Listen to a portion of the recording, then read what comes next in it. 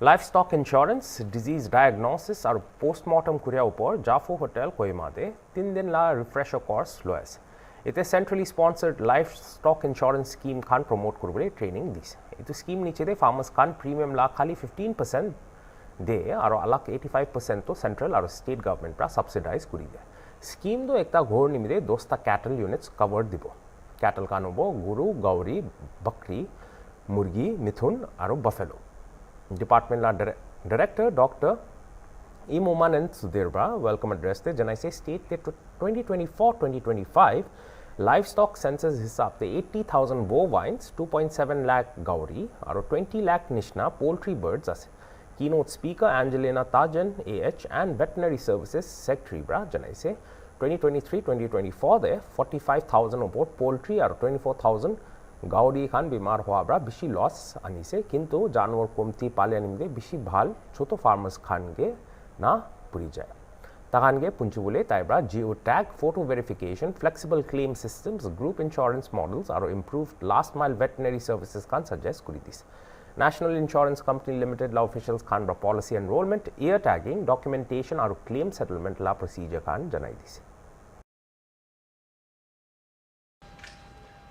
I want to express our hearty acknowledgement, gratitude to the Government of India, Ministry of Animal Husbandry and Dairying for generously sponsoring this course. This course, from today, it will continue till 25th of March 2026. I am very happy for the good turnout from all the districts, our officers, even from the far-flung areas, taking all the trouble. Thank you all so much. And we also want to express all the resource persons who will be delivering the topic even tomorrow and day after tomorrow from the College of Veterinary Sciences and Animal Husbandry, Chalagi. My dear friends, in Nagaland, we all know the people in the service or business sector comprises only a very small percentage. Majority of the rural populace are engaged in farming, either agroforestry, horticrops, or livestock and poultry. In many instances, these farming are integrated, complementing to each other. Or we can say that this farming are interdependent because animals have a vital and critical role in the enrichment and maintenance of soil fertility, which is again vital for agroforestry and various horticultural farming. During the 21st livestock census of the country in 2024-25, we have observed that Nagaland has about 80,000 bovines, and that is cattle, buffalo, mutton, sheep and goat, and about 270,000 pig population and around 20 lakh poultry species here in the state. These are the golden assets for most of our marginal farmers. Nowadays, we wake up every morning with uncertainties. The global issues of geoclimatic changes, natural disasters, and emergence of various epidemics have become a daily news. Our livestock and poultry assets are exposed to all such problems and are prone to be significantly affected, which again will cause huge economic losses to the farmers. It is therefore our bounden responsibility to educate, propagate the message and encourage the farmers to protect their assets from any eventualities by availing the facility of insurance of the livestock and poultry under the scheme offered by the government of India. We know that most of our farmers are not aware of the insurances of the livestock and poultry, so it is our responsibility to educate them, to make them aware of the benefits of insuring their livestock and poultry. And in this regard, for effective implementation of the program, we need to refresh ourselves in the disease diagnostics and postmortem techniques. So I hope and wish that this refresher course from today onwards will definitely benefit all the participants with the inputs and insights from our respective resource persons. With this note, once again, I thank all of you for coming together and welcoming you all to this refresher course. Thank you so much. In Nagaland, I think the insurance company requires a minimum flock size of 1,000 birds. Whereas in the guidelines, the livestock insurance scheme can cover 100 birds for poultry.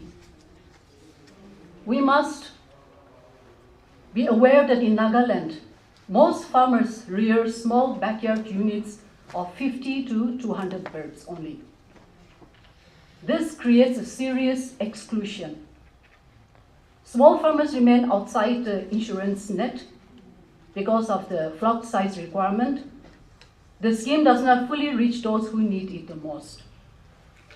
Let me state this very candidly. When insurance begins at 1,000 birds, but our farmers rear only 100 to 200 birds, we must ask, are we protecting livelihoods or unintentionally excluding those who need protection the most? Now, what is the way forward? How do we bridge the gap between policy and practice? We must translate this policy into practice, or we must implement the policy. To bridge this gap, we must adopt practical and locally relevant solutions, such as flexible claim verification, using geotag photos, which is there in the guidelines, and also using videos. Then allow certification by field veterinary staff. Then introduce cluster-based verification. Next can be inclusion of small poultry farmers. This we can do by promoting group insurance models through self-help groups and FPOs. Allow relaxation in minimum flock size norms. Then encourage insurers through risk-sharing support. Then another solution can be strengthening last-mile services, such as improving accessibility of veterinary services. We all have a collective responsibility. Livestock insurance is not the responsibility of one institution alone. It requires, number one, government support, then administrative efficiency, then insurance sector participation, and most importantly, farmer awareness and trust. So these four institutions need to collaborate and work together. In conclusion, I would like to reiterate once again that livestock insurance is more than a scheme. It is a commitment to our farmers, a commitment that their livelihoods will be protected, their risk will be shared, their efforts will not be lost to uncertainty. When a farmer loses an animal, it is not just a loss of livestock. It is a loss of hope, security, and dignity. Let us move forward with commitment, compassion, and clarity of purpose so that livestock insurance becomes a true instrument of security and confidence. I wish all of you a very successful refresher course, and whatever learnings that you have in this interaction, you take it back, put it into practice, And then in this session, we also discuss about how to take this whole thing forward. So with this, I wish all of you the very best. So may God bless you. Thank you. Coming back to our state, Nagaland, I want to share a bit of my little experiences in my career as a dairy farmer. Prior to my present profession as a dairy farmer, I've been in the field of information technology and also in financial services. I've served as an MFI registered mutual fund advisor, also as an IRDA registered advisor. So I am well aware of the importance of insurance in the business. So as soon as I started my dairy farm in 2014, I approached the department. And through the NLDB, my animals were insured for 3 years in 2015. Within this starting year, within these 3 years, I've encountered with 2 unforeseen accidental deaths in my farm, where I could claim the insured amount of rupees 50,000 each, which has helped me to immediately replace the animal and resume my business without any difficulties.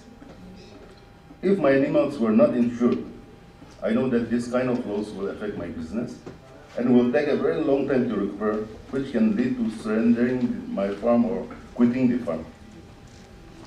Not only mine, but there are several instances in my village where the livestock insurance through the NLDB in those days have saved the farmers. However, after the completion of the policy term, we could not renew the policy, which left us in a very big risk of financial loss. We have been continuously approaching the department for continuation of the government-backed insurance scheme, as the farmers could not afford private insurance due to its high premium.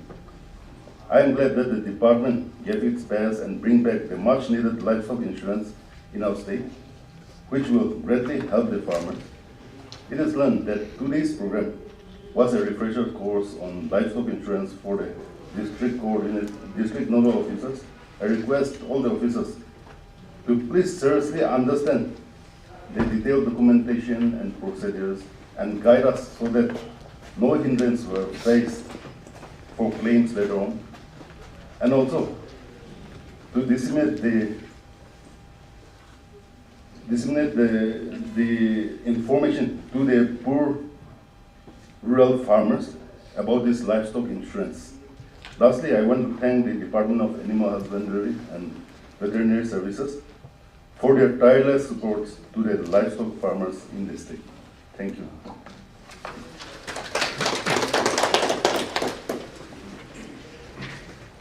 Department of H&VS and Tribal Affairs, Dr. Imumanan Sidir, Director of H&VS, Senior Officers, Resource Persons, District Nodal Officers, and media friends. I stand before you as a Nodal Officer for Livestock Insurance to propose the vote of thanks for this inaugural program. First and foremost, I express our sincere gratitude to Srimati Angelina Tachan IS for an insightful keynote address. Thank you, Madam, for highlighting the importance of strengthening livestock services and insurance mechanism at the grassroots level. I extend our heartfelt appreciation to our Director, Dr. Imumanan Sidir, for the warm and gracious welcome address, making everyone feel valued and comfortable. We are thankful to Dr. Haibe Ziliang, Joint Director H&VS, for the uplifting invocation that set a positive tone for the event. We are equally grateful to Sri Penusale Shokri for sharing valuable entrepreneurial perspectives and feedback, adding a practical dimension to this program. Our special thanks goes to our chairperson, Dr. Kokehebe Query, for presiding over today's program, and sir, for your constant guidance and encouragement.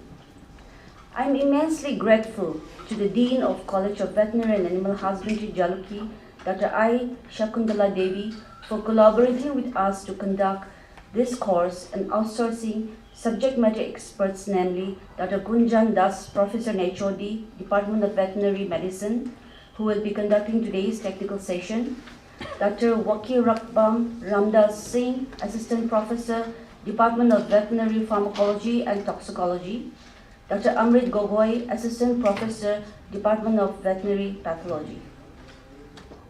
I also like to acknowledge Sri Akuzao from NICL, who will be deliberating on the livestock insurance scheme.